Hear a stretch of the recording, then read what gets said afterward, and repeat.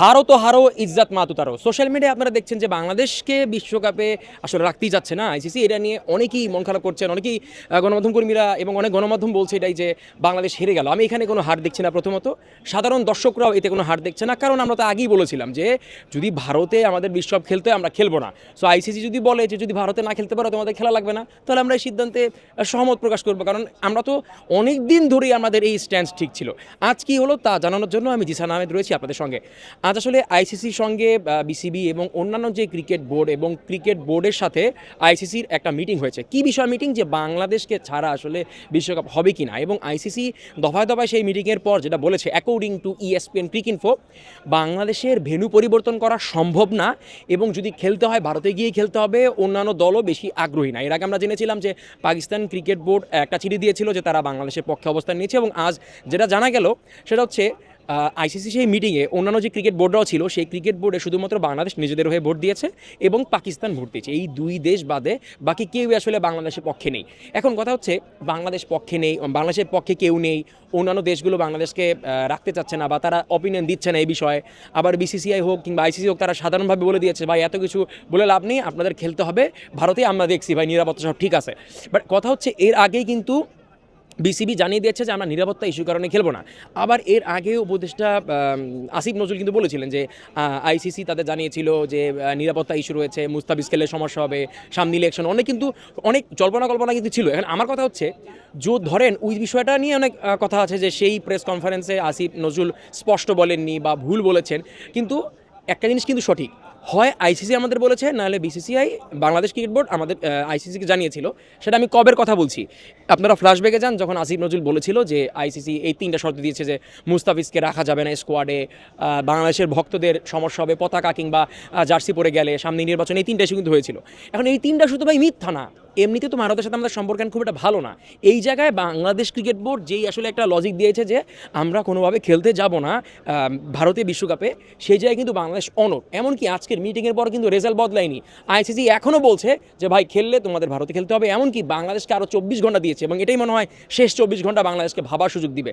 Bangladesh cricket board হয়তো বা আপনার হচ্ছে সরকারের সঙ্গে কথা বলবে, এই বিষয়ে ইন্টারনেটের সঙ্গে কথা বলবে যে তারা আসলে কী চায়। যদি এত কিছুর পরে পুরো যেই অবস্থা বাংলাদেশের, যেই আসলে একটা আর্থিক লস হওয়ার সম্ভাবনা রয়েছে, সামনে বিশ্বকাপের পরে বাংলাদেশ ক্রিকেট বোর্ডটা আস্তে আস্তে তলানিতে নামতে পারে কিনা, মানে বাংলাদেশ বিশ্বকাপ যদি না খেলে অনেক নেগেটিভিটির টপিক কিন্তু সামনে আছে। এখন এগুলো তোয়াক্কা ইন্টারিম গভর্নমেন্ট করে কিনা বা বাংলাদেশ ক্রিকেট বোর্ড করে কিনা সেটাও দেখার বিষয়। যদি না করে তাহলে কি হবে একটু আপনাদের বলি। ধরেন এত কিছু করে, এত গলাবাজি করে, এত ফাটায় ফেলার পর আমরা যদি এখন বলি আচ্ছা ঠিক আছে খেলি বিশ্বকাপ, তাহলে কিন্তু মানে নাকি খদ্দের মতো অবস্থা হয়ে যাবে বাংলাদেশের। কারণ পুরো বিশ্ব মিডিয়া জেনে গিয়েছিল যে বাংলাদেশ খেলবে না, loud and clear cricket board বলেছে, উপদেষ্টা বলেছে, দেশের জনগণ পর্যন্ত বলেছে। এখন এত কিছুর পরেও যদি বাংলাদেশ এই লাস্ট 24 ঘন্টার আলটিমেটামে যদি গলে যায়, বাংলাদেশ বোর্ড গলে যায়, কিংবা আসলে ইন্টারিম গলে যায়, কিংবা সাধারণ জনগণ যদি এটা ভাবে যে আমরা খেলবো ভারতে, যদিও সাধারণ জনগণ আমার কাছে মনে হয়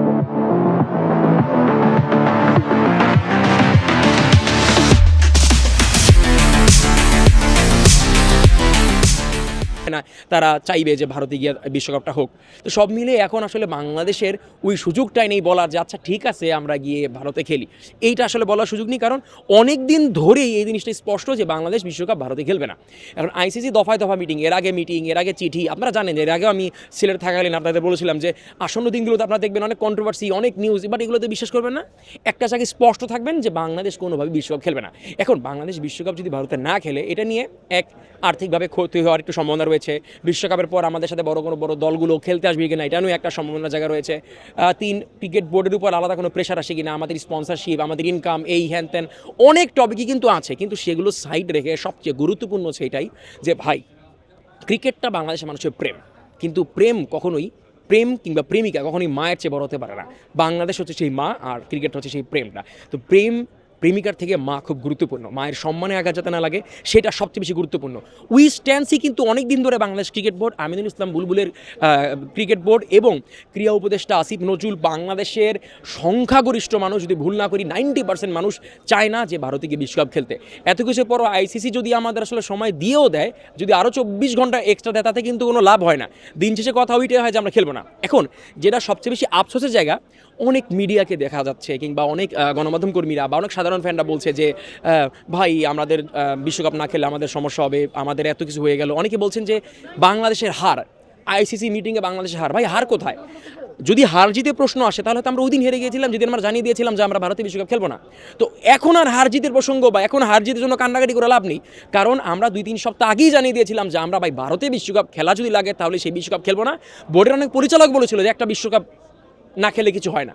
তো আমার কথা যারা বলছেন যে আইসিসির সভায়, আইসিসির মিটিংয়ে, বিসিসিআইয়ের সঙ্গে নেগোসিয়েশনের যে মিটিং, সেই মিটিংয়ে হেরে গেল বাংলাদেশ, এটা পরিপূর্ণভাবে ভুল। এটা আমি স্টেটমেন্ট দিয়ে বললাম এটা ভুল, কারণ হারজিতের প্রসঙ্গ, হারজিতের ফয়সালা কিন্তু ওই দিনই হয়ে গেছে যেদিন আমরা বলছি যে ভারতে এবারে বিশ্বকাপ আমরা খেলবো না।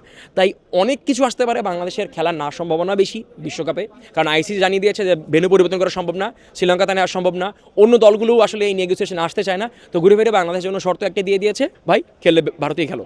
ইভেন বাংলাদেশকে আরও বলেছে তোমাদেরকে আরও 24 ঘন্টা দিলাম, তোমরা এখনও নেগোসিয়েশন করো, এখনও তোমরা বুঝে শুনে সিদ্ধান্ত জানো যে খেলবা কিনা। কিন্তু আমার কাছে মনে হয় ইন্টারিম এবং আমিনুল ইসলাম বুলবুল এবং তার বোর্ড কখনোই তাদের যেই স্ট্যান্স 2 সপ্তাহ আগে ছিল সেই স্ট্যান্স থেকে নড়বে না, কারণ তারা যদি সেই স্ট্যান্স থেকে নড়েছে তাহলে নাকি খদ্দের মতো একটা অবস্থা হবে।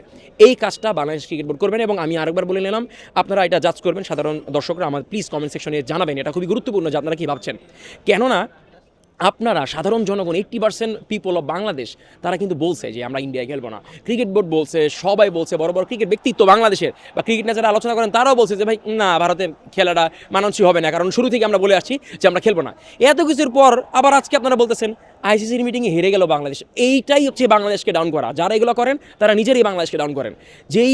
যেই আসলে মাধ্যমগুলো বা যেই ব্যক্তিবর্গরা এইভাবে প্রচার করছেন যে আইসিসির মিটিংয়ে হেরে গেল বাংলাদেশ, বাংলাদেশ বিশ্বকাপের এইটা এই ক্ষতি হবে ওই ক্ষতি হবে, এইটা আসলে ঘুরে ফিরে ওই যে প্রেম এবং প্রেমিকাকে প্রায়োরিটাইজ করা বেশি মায়ের থেকে বড় কেউ না, দেশের থেকে বড় কিছু না। তো মোরাল বেস্ট হচ্ছে এটাই, এটা কোনো হার না। দিন শেষে আমরা তো বলেছিলাম আমরা খেলবো না, আমাদের পারলে ম্যানেজ করে যদি খেলাতে যেত তাহলে আমরা বলতাম যে হ্যাঁ আমরা হেরে গেছি। কথা বুঝছেন? যদি ভারত, বিসিসিআই, আইসিসি আমাদের কনভিন্স করে আমাদের নিয়ে যেত ভারতে খেলার জন্য, তাহলে আমাদের হার হতো। কিন্তু আমরা যেহেতু নিজেদের স্ট্যান্সে আছি, আমাদের যদি বিশ্বকাপ খেলতে ভারতে যাওয়া লাগে, না গেলে আমাদের নিবে না, আমাদের বাদ দিয়ে দিবে, ওকে ভেরি ফাইন, বাট আমরা আমাদের স্ট্যান্সে আছি, এটা খুব গুরুত্বপূর্ণ। এবং যেটা বলে আসলে শুরু করলাম, হারো তো হারো লেকিন ইজ্জত মাতু তারো, ইজ্জত আসলে নিচে নামানো যাবে না। এইটাই আসলে বাংলাদেশ ক্রিকেট বোর্ডের স্ট্যান্স, সাধারণ জনগণের স্ট্যান্স। আপনারা একটু প্লিজ কমেন্ট সেকশনে জানিয়ে যাবেন যে আপনাদের পারসেপশনটা কী।